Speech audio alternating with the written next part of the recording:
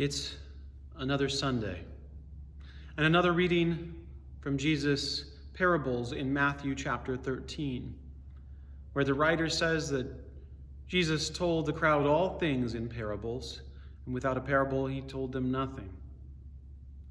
Over the past few weeks, we've read about the parable of the sower and the parable of the wheat and the weeds and their respective editorial explanations.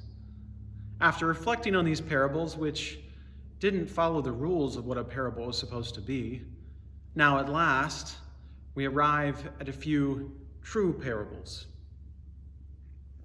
Not allegories with clearly drawn one-to-one moral equivalencies, but true parables, stories which are complex, meant to challenge, inspire, and stir us, and yet veiled so as to deny us the easy answers that we crave, leaving us to rather ponder and puzzle the deeper meanings. For some, we might feel that we already know the meaning of these parables, as we're prone to read it. The kingdom of God, or if you prefer, the realm of God, is as a mustard seed, the tiniest of seeds that grows 10 feet tall, taller than a man. Or the realm of God is as a bit of leaven, mysteriously working its way through a whole batch of dough, causing it to rise up. The realm of God is a treasure, hidden, yet so valuable that you'd sell all you have just to buy that field. Don't you love how at the end of the reading, after Jesus is done teaching, he asks the disciples, "Have you understood all this? Do you understand what I'm saying in these parables?" Elsewhere in the Gospel of Mark, it seems like the disciples understand next to nothing of what he's talking about, and he gets frustrated. But here in the Gospel of Matthew, they answer with confidence. "Oh, yes, we understand you, Jesus." Well, I wonder. It's interesting, Renaissance paintings tend to portray Jesus solemnly teaching the disciples like some wise sage in a field.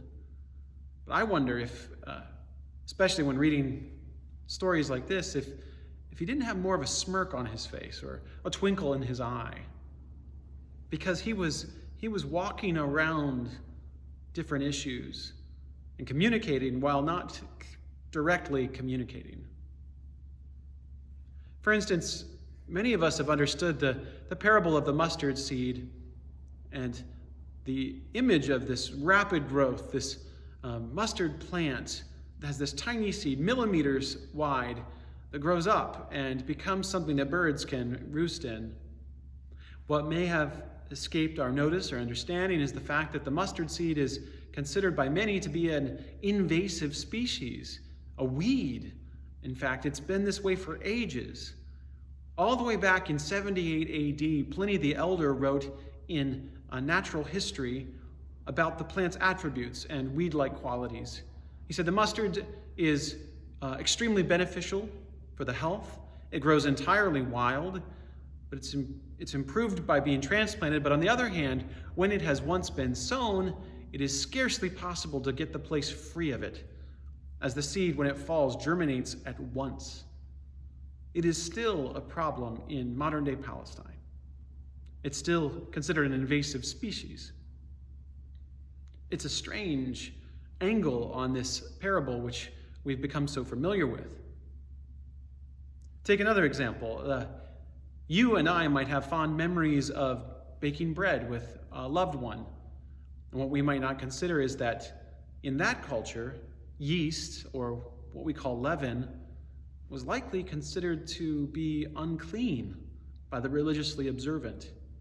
And at very least, in that patriarchal society, it would have been strange or even blasphemous to liken God to a woman making bread. Why would people believe that? Because, of course, as Thomas Long says, the Bible told them so. Think of the ancient Levitical law and its purity codes and the restrictions placed on things that were either clean or unclean. Well, things like mold or fungus were relegated to the unclean category. And think of how many times, on the other hand, that the scriptures speak positively of unleavened bread. So in that culture, leaven didn't always have a positive connotation. Often it had a negative connotation. Leaven was also one way that people talked about things like insurrection and political uprisings. And then for another example, consider how rash and downright foolish it would be to turn around and sell all that you have, your home, your clothes, your possessions, and buy an empty field or a pearl, however precious, because if you had sold the whole lot, well, what are you going to wear it with? Jesus was having fun. Jesus was also making some pretty subversive points. Over generations, we've become accustomed to these parables, so accustomed that we miss the surprise endings and the punchlines and the subversive power. It's also possible that over generations of alignment with the forces of institutionalized religion, we have tamed these stories, gotten used to looking down on them from positions of privilege rather than reading them from the perspective of those on the bottom of society looking up. When you look at the parables from that perspective, from the position of the marginalized, the people who would have been attracted to Jesus' message then and are still attracted to it now, well, the purpose and the meaning of those parables begins to come into focus more clearly. And we begin to see them in a different way. We who live in the privilege of our place and time must strain to see and hear them in the same way that Jesus' original audience would have heard them. And it sort of strikes me that it's sort of like the white folks who had to strain to hear the encoded messages in old Negro spirituals like Go Down Moses. You can choose to hear those songs as having spiritual meaning only, but they were always about the liberation of the black body as well as the black soul. Go Down Moses was about liberation.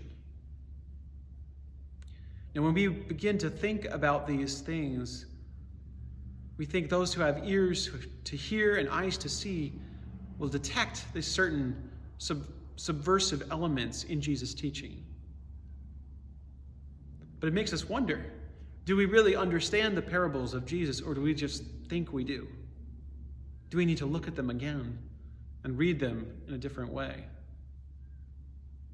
Do we really understand that Jesus likens the realm of God to an invasive species?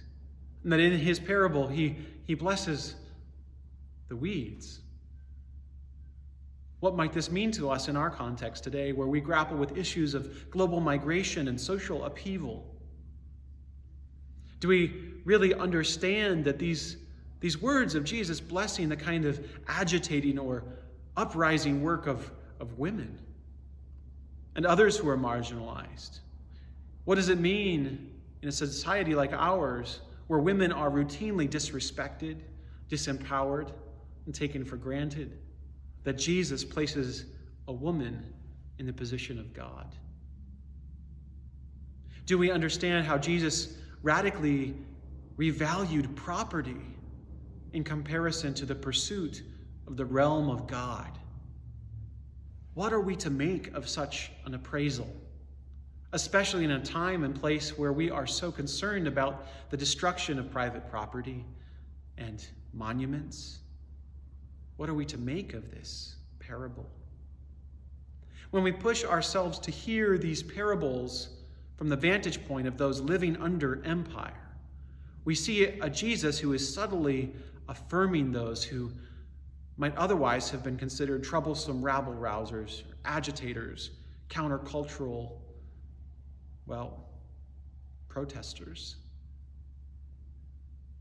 In the parables of the hidden treasure and the parable of the pearl of great price, Jesus begs an all-important question. He asks, what is worth your everything? What is worth our everything? That's a question that I've been asking. I know many of us are asking in these times as we battle with the novel coronavirus, as it shifts our society's priorities. What is worth our everything? Every single decision seems to take on greater weight these days, doesn't it? We keep having to ask, is it worth it? Is it worth it? I don't know about you, but I'm exhausted thinking about it all, wondering, is it worth it for me to cut myself off from those that I love, to self-isolate at home? On the other hand, is it worth it to take the risk of meeting in person? Is it worth it to shut down our economy? Or is it worth it to send my child to school? Is it worth it to put on my mask and add a helmet and goggles and go down and join the lines of those protesting police brutality? Is it worth it? What is worth our all? When some are fighting for the right to live free and others are fighting just for the right to live, what is worth our all? What does solidarity look like? What if we make mistakes in our attempts? Do we even know what we think we know about what is right and what is true and what God is calling us to?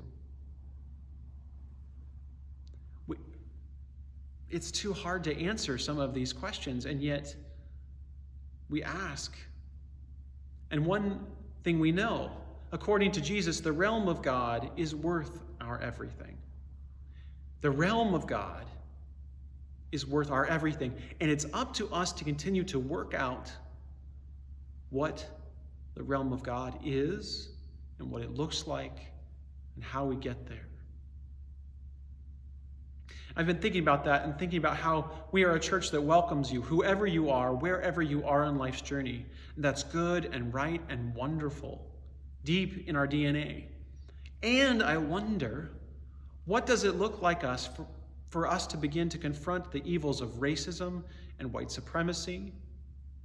How are we being called to the work of anti-racism?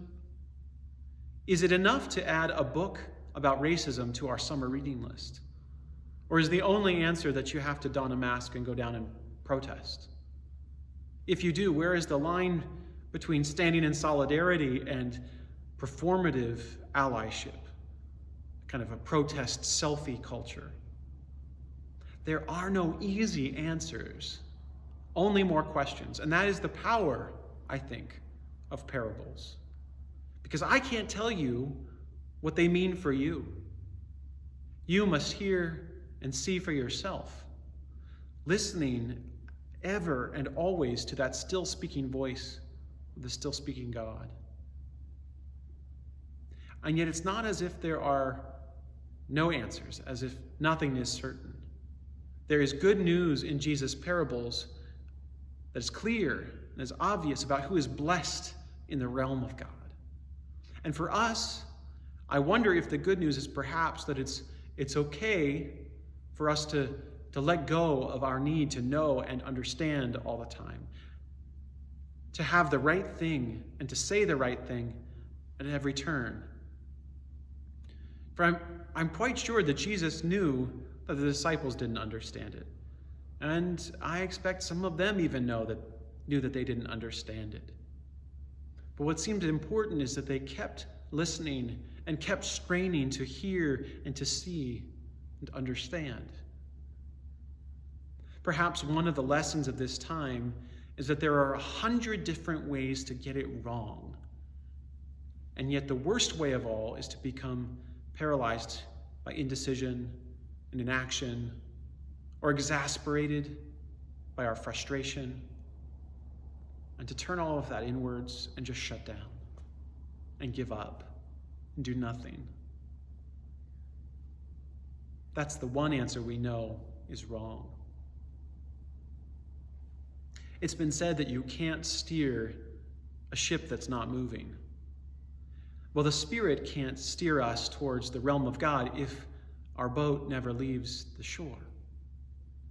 Sometimes we don't know what to do or even how to pray, but we begin and we make our way as we walk. Romans 8 reminds us that even when we don't have the words, God hears our prayers. As we struggle to answer the question of what is worth our all in this moment, I want to close with these words, the words of someone who gave their all for the cause of liberation. Late Senator and Civil Rights leader, Senator John Lewis, who passed this last week. As you probably know, as a young man, he put his body on the line marching alongside Reverend Dr. Martin Luther King Jr. on that fateful day we know as Bloody Sunday. And again, he faced racism and police brutality, and then he turned his anger and frustration into a lifelong struggle for justice. In his later years, he served our country's legislator, advocating for voting rights and the continued struggle for racial justice and equality. A struggle, he reminded us again and again, was not of a day or a month or even a year, but of a lifetime. He wrote, "You are a light. You are the light. Never let anyone, any person, or any force dampen, dim, or diminish your light. Study the path of others to make your way easier and more abundant. Lean toward the whispers of your own heart. Discover the universal truth and follow its dictates. Release the need to hate, to harbor division, and the enticement of revenge. Release all bitterness. Hold only love, only peace in your heart, knowing that the battle of good to overcome evil is already won. Choose confrontation wisely, but when it's your time, don't be afraid to stand up. Speak up and speak out against injustice. And if you follow your truth down the road to peace and the affirmation of love, if you shine like a beacon for all to see, then the poetry of all the great dreamers and philosophers is yours to manifest in the nation, in a world community, and a beloved community that is finally at peace with itself. We have not yet reached that day. The beloved community is yet to be realized. But friends, the prophets and parable tellers are still speaking today. May those who have eyes to see and ears to hear listen and say amen.